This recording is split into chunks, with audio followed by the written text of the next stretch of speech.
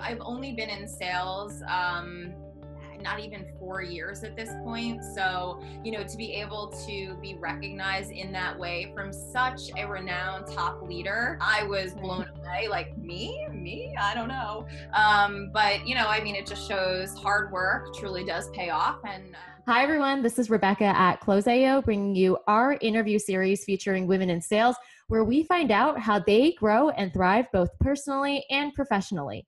Today in this episode, I'm speaking with Jen Wolosoff. Hi, I'm Jen Wolosoff. I am a brand strategy director at Buzzfeed. Just a fancy title for sales director. And at Buzzfeed, we create news and entertainment content and customized advertising solutions for our clients. I'm going to introduce Jen real quick. Just a warning, this girl has accomplished a lot. So are you ready to keep track with me? Jen joined Buzzfeed as employee number 20 in 2010.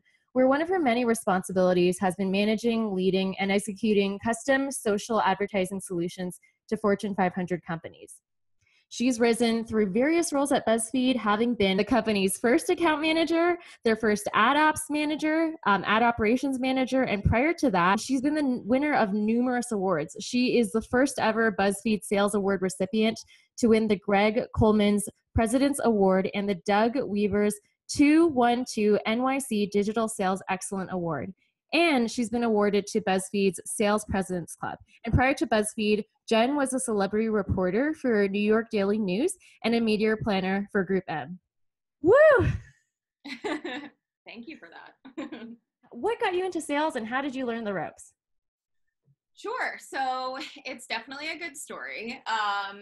I started my career at Group M, as you mentioned, where I was a media planner, and it was a great job fresh out of college. I really got to understand the ropes of media, of clients. I was working within TV and specifically DRTV, so direct response. And direct response is basically like infomercials, but a little bit more high end. And it was great for, 2.5 years or so. And then I was ready for a change. And now this was 2010, where we were on the cusp of digital. Facebook was really right on the rise. And I knew that I needed to make the switch from TV to digital. Now I knew that was going to be tough. But I put it out there. I told everyone around me and I said, I need to get into digital, really whatever that meant. And fate had it. In one day, my best friend was on a bus from Maryland to New York one Sunday evening, and she texts me and she says that I'm sitting next to this guy who was one of the early founding employees of this tech startup company. And I have no clue what it is or what it does, but I heard website, I heard digital, I heard tech, and I wanted to tell you immediately because they're hiring for their first advertising, business person to really look over the advertising business. Would you be interested? I'm sitting there like, what is this company? I remember Googling Buzzfeed to even know what it was because it was so new at that time. I looked around the website and I was like, oh, okay, this is pretty interesting. So after 5 or so interviews, I ended up taking the job as the first ever ad operations manager, trafficking ads, making sure that our campaigns were running on time and certainly delivering in full. And from there, I went on to become the first ever account manager, where I was really client facing and I was providing solutions for our clients, which is really where my strength lies. And having that experience where I worked on our biggest, most strategic accounts as an account manager is really where I was able to see not only the relationship between account management and sales, but certainly the synergies between the two. Without having that A+ top-notch customer service, a client's certainly not going to come back and renew. And so these are the skills that I've really used and taken with me into my sales role today. So I'm very grateful for the experience that I've had to now be in sales, 4 or so years. And, it's funny, I'm not a fan in the traditional sense of the word sales, because it kind of has a negative connotation, and we have titles here that are brand strategy, because I do really believe we're strategists. We're consulting with our clients more than anything. We're providing solutions that matter to them, and so that's really how I see it. And I'm very grateful to do what I do. Absolutely. Very solutions oriented. And I just see it as problem solving in a way where the solution is going to benefit both parties. And isn't life amazing? The universe really listens to what we wish for. So you put that out there, and there your friend was sitting on that bus. Exactly. I mean, that's what they say in The Secret, right? Totally. Put it out there, envision what you want, and the universe manifests it for you. So I'm a believer in that. I totally agree. I've heard that, so many times with friends, with my girlfriends, and a couple of guests on the show. So thank you for sharing that. And how was it like to just kind of pick it up and go? Melissa Rosenthal, our previous guest, who is the executive vice president at Cheddar right now, she came into Buzzfeed saying the same thing. So it looks like you both, had to just be like, hey, let's figure it out. But, what was that really like? Yeah, I mean, it definitely was a figure it out mentality. Back in the day, I mean, I was employee number 20, and I wore every hat you can imagine. And definitely that's a testament to the company to allow me to really try different things and find my strength and find my passions in all the various responsibilities that I did. But it was amazing. I mean, we did everything, and we got to learn a little bit about every piece of the business just being there so early on. And so, I mean, this experience has been incredible. And now we're 1,600 people globally, with 13 international offices. So it's amazing. I feel like I knock on wood every day for how grateful I am. And I told Melissa that, Buzzfeed, has in a way defined our generation. It's become a household name. So many of us grew up with that. What does that feel like for you, having been there as employee number 20 and now seeing what it is today? A lot of us don't even remember when we just don't even recall BuzzFeed being anything other than huge and so well known. Yeah, well, I can tell you that when I started at the company, I would tell people I worked at BuzzFeed, and I was certainly passionate about the company back then. And when I said BuzzFeed, I got these looks of Buzzfeed. I don't understand exactly what you're saying. And just a lot of looks of confusion, and a lot of, giving that elevator pitch right off the bat from the get-go, which has certainly evolved and changed over time. But people really weren't aware of the company. So to see the strides that, Jonah Peretti, our CEO, has really taken, and, his vision is so on point to be able to get to where this company is today. It's pretty amazing. What do you think about the process of putting together a solution that really involves the creative process? You're kind of an orchestrator of sorts. You're proposing something, but that proposal has to also be executed by other people internally, and then you have to manage expectations, and then you have to communicate deliverables back to your team. And, there are a lot of dynamics in play. There's the creative dynamic in play. There's those people dynamics in play. Oh, yeah. A lot of different personalities, a lot of different roles. But I think that is what makes the job so exciting in sales specifically. I mean, you really are the quarterback in working with all of these teams and being the extension of the client. That's really how I envision myself. I am a student of my client's business, and I eat, breathe, and live what they're doing. I'm constantly looking at their Facebook pages. I have my Google alerts set up, and I am very much aware of what they're doing in the space so that I can talk certainly intelligently, not of course to them, but then also to my team. Because it's not, you can't get on the phone with your client every single minute of the day, certainly. So I really act as that extension so that they can hear the client, when talking to me, know what the client may say yes or no to. I really try to put my client hat on when talking internally. And communication is key. So at Buzzfeed, we use a tool called Slack, which has been tremendous in bringing groups together, because everything is transparent. And so it's nice to have that archive, but everybody from creative to analytics to research to distribution to sales to account management is in that thread, and they're all able to see what's going on. And so I think that's been, incredibly helpful to the process. So, these tools keep evolving, and we jump on them to keep evolving with them. How do you guys make your content so seamless? Because obviously there's another party involved with content produced by BuzzFeed. And then there's that audience that maybe has a relationship with BuzzFeed, and they're by proxy getting introduced to or getting close to the brand that you're working with. But we all, see every advertising, we're overwhelmed by it. So how do you ensure that, the audience is experiencing something that is truly engaging and meaningful, which is something that BuzzFeed, certainly does so well? Yeah, I think the first piece is authenticity. So being authentic to who you are as a brand is very important. They're really understanding what makes you different, what differentiates you within the crowded marketplace, and how am I going to tell my story? And that could be as simple as a simple color scheme, right? If the brand has very strong, recognizable colors, let's create graphics and illustrations to have those colors come through, because people don't want to be surprised. They don't want to be shocked by advertising content. And more than likely, they'll be more, well receptive if it's coming in an authentic voice as well as tone.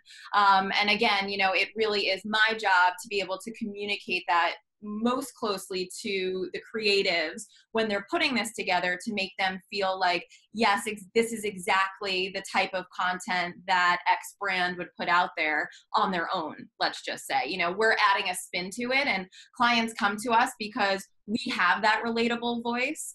Our content is shareable in nature because it's so relatable. You want to share this piece of content. So we're always thinking about it with that lens, but the client comes first. They're the ones that, we're listening to, and ultimately for them. Right. But you guys can add your expertise. You guys are in a way providing that aspect of relatability and shareability that is a huge benefit from working with you. And I think I saw that you at one point specialized, or maybe you still are specializing with insurance and financial partnerships. Is that still the case? Yeah, that's still the case. Yeah. What do you say to people that are in one space, but they need to learn a lot of knowledge about something else, and they feel daunted, like, oh, I could never learn the ropes of how, finance works and how insurance works, and I'm just a person doing ad sales. I don't know anything about that. I think that is the biggest kind of knowledge hurdle that a lot of salespeople come across, because if it's all about problem solving, you need that context, right? Yep. Definitely. And there's definitely a lot of research that goes into all of the work that I'm doing. Mm-hmm. So, and it's baby steps. You can't possibly be able to take in all of, a brand's somewhat, 75 years of legacy, let's just say, or 100 years of legacy. That's a lot to know in one sitting. So, it doesn't have to be that daunting if you just think of it as stepping stones. Every single piece of information, whether it's one article, whether it's one tweet from the CMO, is giving you further information that's going to help you solve their problems better. So that's the way I like to think of it. It's little stepping stones that are little anchors that are getting you closer and closer to knowing the full picture. And that takes time. Beautiful. And absolutely. Now you in your career have been promoted 8 times at BuzzFeed. And again, you were their first account manager and their first ad operations manager. How did you pave that path? What did each role take from you? I know there's like 8 different roles. So No need for I Yeah. won't put the huge task of a synopsis on each chapter on you, but we No. really want to know. We want to know the ins and outs, because that's just incredible. There's so many milestones that everybody wants as a moment in their career as well. Definitely. And yeah, thank you for that. Yeah, I mean, I have a great team around me, and certainly, my bosses have changed over the years, management has changed, leadership has changed. But every boss that I've had has just been incredibly, complimentary and valuing of my work. And, that is step one. Having those people around you is so important. Totally. But step two is being a self advocate. I couldn't be where I am if I didn't speak up and I didn't ask for what I wanted. And, talk about Sheryl Sandberg, lean in. Like, I am leaning into every opportunity. If I hear of something, if I may not know of something, I might ask someone, to get some more information about a new opportunity that may exist. But I'm always curious for learning more and certainly excelling. And I guess that gets you promoted. What qualities do you think that you have, and what kind of messaging do you convey when you go and say, I want to step up to bat? Some guests have also said on the show that us women maybe need to do a better job at tooting our own horn. Mm-hmm. Mm-hmm. Yeah, I mean, really knowing your worth. I mean, I know that sounds pretty cliche and a bit abstract, but no, being confident in what you bring to the table, and making that known. I think I have a very strong team around me, and I love to celebrate with my team. And so I think our team is the team that goes out more than any other team at this company. Well, I don't know about the company, but the business team, because we really respect each other and we like each other. And I think all in all, that ends up, successful for the company.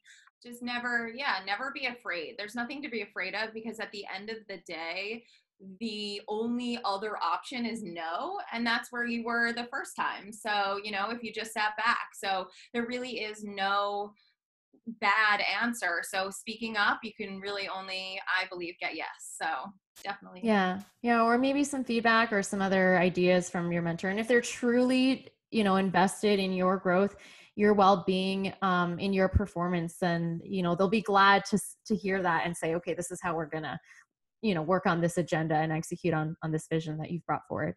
Definitely. What does coaching and kind of what advice do you give to, people that are starting out in their career that look to you for advice? Are there any themes that stick out that, some of the themes that stand out when I ask this question to guests is sometimes it's just emotional support. Sometimes it's reassurance. But is there anything that seems to come up a lot? Yeah, I mean, when it comes to coaching and training, at Buzzfeed, I kind of see it as we have informal coaching and training, and then there's more formal training, certainly. Right. On the informal side, I really think it's a lot about collaboration. So I work specifically on finance and insurance, but I'm so curious about what CPG is doing and tech telco, because there may be nuggets of what they're doing that could help me inspire my clients and provide different solutions that may be needed. So it's not really just staying in one box. And I think collaborating from just even honestly a coaching, having peer-to-peer collaboration. Hey, can you take a look at this presentation? Or what do you think of this email? Has been so, beneficial. And then from a formal standpoint, we've been lucky enough to have Doug Weaver training. And Doug Weaver is a renowned sales leader, and his tools and techniques are fantastic. And so even, a simple, I'll give you a little inside scoop, where, most, and this is generally speaking, most sellers will start with their company, right? They're going to start with all their stats and their figures. And, you're probably getting to like slide 10, and then the brand appears. And if you look out into the conference room or wherever you are giving this presentation, most of the time these people are on their cell phones. They might be snoring. There are a lot of options. They're not engaged, right? So the best way to do it is to start with them, right? You do your homework, you start with them, you open up the floor to say, here, this is what I'm seeing. Kind of, am I right? And I think that is what creates really, good meetings, versus just starting with yourself, because that's not that interesting. Yeah, I think people want to see that you've done your homework, and it really shows that you care and that you're different from, all the other sales pitches that they've heard, because those can just get in line. Those all start off in the same boring old way. Exactly. So some good tips from Mr. Doug Weaver. Excellent. And what does it take to be an award-winning salesperson? No, what was the award process like? Is it a nomination based, or? Yeah, so it was a nomination. So my boss nominated me for it, which in my mind was the win already. I mean, that Totally. volumes. And I was very appreciative of that. And then from there, Doug actually did interviews with the candidates and asked, a variety of questions you could not even prepare for. And from there, we were notified. I was actually notified in Barcelona. I was traveling on vacation in Barcelona. I got notified and I had to leave my trip early so I could come back for the award ceremony. And I was happy to do it. So it was a pretty amazing experience. Sales has so many extremes in terms of emotions, really low lows and high highs. What did you feel in that moment when you got that award? Oh my God. I mean, I remember it pretty vividly. I mean, it's just one of the proudest moments of my life, honestly. I mean, I've only been in sales, not even 4 years at this point. So, to be able to be recognized in that way from such a renowned top leader, who really, gets it. And he's just so brilliant. I was blown away, like me, I don't know. But, I mean, it just shows hard work truly does pay off. And, I'm grateful for my boss for even nominating me. Like, that was amazing. Listen, ladies, if you're just getting started, if not you, then who, right? Yes, I like that.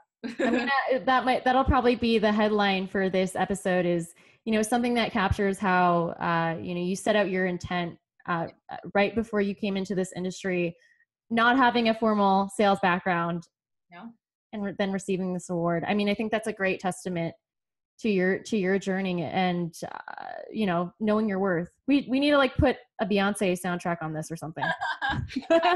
I like that. I'm totally feeling these vibes. Now, speaking of that, what characteristics does, not just someone like you, because you're unique in your own way, but what do you generally see from your peers? What characteristics does somebody need to thrive in a creative industry doing sales? Sure. So I would say number one, honestly, is being adaptive.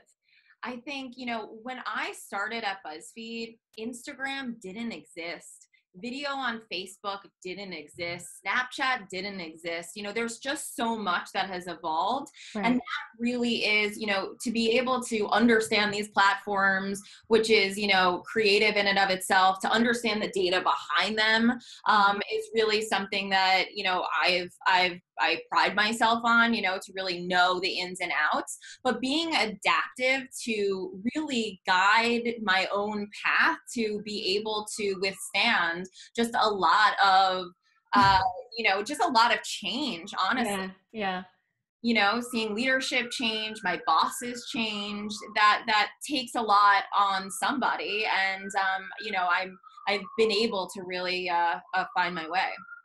That has got to make, a lot of people take some pause, because it can be very overwhelming to see how fast paced the world is. But I think you've just brought up a great point that there's a lot of value in being the person that can withstand that and can stay rooted in that and can change with that. Like, we've talked about the importance of adaptability with so many guests here. Megan Orth at Freightview talked about that with, raising a family while running a startup. And we've talked about it in a funny way, like some weeks with, her running a family, it's about survival, but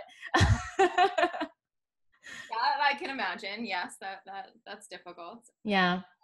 Yeah, I mean, being adaptable. I feel like within these series, you can probably like pull out all of the key things that people say, which I'm sure there are some repeats because it's true. It's the fundamentals. You can't beat the basics. And along with adaptability has come with consistency. Yes, definitely. I would agree with that as well. And I mean, I guess in tandem with that would be persistence. So, really being persistent in, following up is so important when it comes to sales. You even if somebody didn't respond the first time or even the second time, like it's okay to follow up. More than likely they have so much on their plate, right? We're all people. There's a lot going on. Emails get buried, phone calls go unanswered. Right. So just being persistent, and not feeling like you're annoying, so to speak. I feel like I hear that a lot in sales. Right. Am I calling too much? Am I emailing too Right. much? And most of the time, like those answers are really within your gut. Like, if you've called too many times or you've emailed like maybe a day after you just emailed, like, hey, you might want to slow down the brakes a little bit. So Right. I think there's a gut feeling in that as well, but being persistent is key.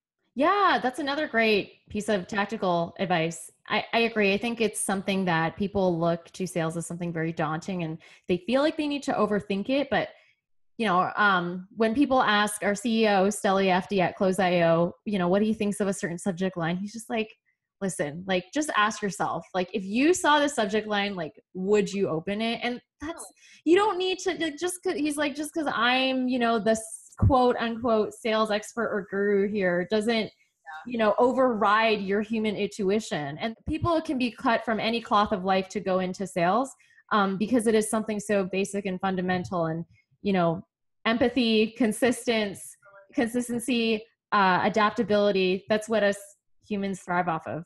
Yeah, exactly. Empathy is a good one. I'd throw that in there too. So Totally. Because you got to understand, right? It's like how you're saying, your opener when you do a presentation should focus on the brand first.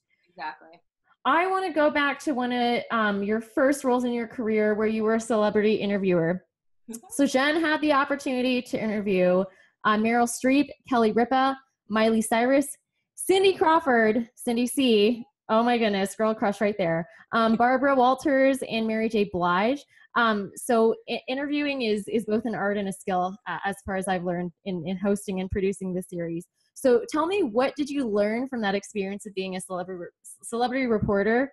And also give me some tips on how I can just keep getting better at this podcasting game, because I just want to learn the industry secrets.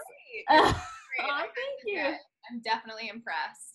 I would say, I mean, preparation and research are really important, and that transcends certainly from interviewing also to sales. Totally. But knowing who you're talking to is so important. So when I'm talking to Miley Cyrus versus Cindy Crawford versus Meryl Streep, very different people with different backgrounds, and knowing what is current about them was really important. So I had to do a ton of research prior to know what it is that I want to ask them. What are the deep questions, that maybe they would be willing to answer, or what movie was coming out that I could speak to. So a lot of it was that preparation, that I think was key to the success of getting some good scoops and, having them on the daily news. So it was a very fun gig, I have to say. But weren't you totally nervous? Like, maybe not with everyone here. Like, I find Miley Cyrus super fun and approachable. Kelly Ripa seems really sweet, but I feel like Meryl Streep, just approaching her, seems so knowledgeable and almost like regal. Like, I would feel kind of intimidated, or at least I would have some jitters. I mean, I think most people would, but yeah, I mean, of course, it's so nerve-wracking, and yeah. you got to subdue the fandom piece to this. Oh yes, because they're not going to like that. No, and you're working and you're a professional and you're there to do the job, and they know that. They know that you might be nervous, and and a lot of it, I did a lot of red carpets where the celebrities are really walking down the line to talk to the different publications, and that's what they're used to. So it kind of became easier too. The more I did it, the more I was eager to talk to them and hear what they had to say. It was, very cool experience. Lots of similarities between sales and interviewing. A lot of question asking, right? Before we wrap up, is there anything that I haven't asked you, anything that we haven't discussed that you'd like to leave our audience with? Ooh, whoa. I mean, I would say for anyone out there who is, maybe scared of sales or not sure if it's right for them, I hear that a lot with people just in general. Yeah. For me personally, like I was never scared of the number, and I hear that a lot too. What's your quota? What's your number? Am I going to make it? Because if you think about it more on a client level, which is I'm here to solve a problem for you. And, that's really more so the mentality to really win this. Don't be afraid to go out there and ask for something that you believe in, because I think that's what gets me going every single day is I'm putting together proposals and recommendations that I so believe in. I literally say sometimes they would be a fool not to buy this because it makes so much sense. And I mean, that's the creative piece of it, right? That's the custom content piece that is so exciting because we're coming up with unique solutions for our clients. So yeah, it's really just believing in what you're putting out there, not pretending to be anything that you're not, and being who you are. And, you'll ultimately become successful as a result. I believe that. Amazing. Thanks so much, Jen. You've been so lovely to speak to. And, I just feel like your spirit and your vibe is just so attractive and endearing. And, I can totally see why you've, thrived in everything that you've done so far in your career. Where can people find you and connect with you? Sure, you can find me on LinkedIn. My name will be in the description here. So happy to connect with you. Send me a message. I definitely still connect with people at my alma mater, University of Maryland, who have connected with me over the years to get some advice. So happy to do the same to whoever's listening. Perfect. Thanks so much for being on the show. Thanks so much. Hey, did you enjoy this episode? I'd love to hear your thoughts and suggestions. If you have questions that you'd like our guests to answer, or if you know of a woman in sales that we should feature, email me, Rebecca@close.io. That's with 1 B and 2 C's. And if you enjoyed this episode, got value out of it, got inspired, share it with a friend. There's a link in the description where you can also find show notes. And you can follow this series by subscribing to Close.io's YouTube channel, iTunes, SoundCloud, and various other podcast apps that you might already use. See you guys on the next one.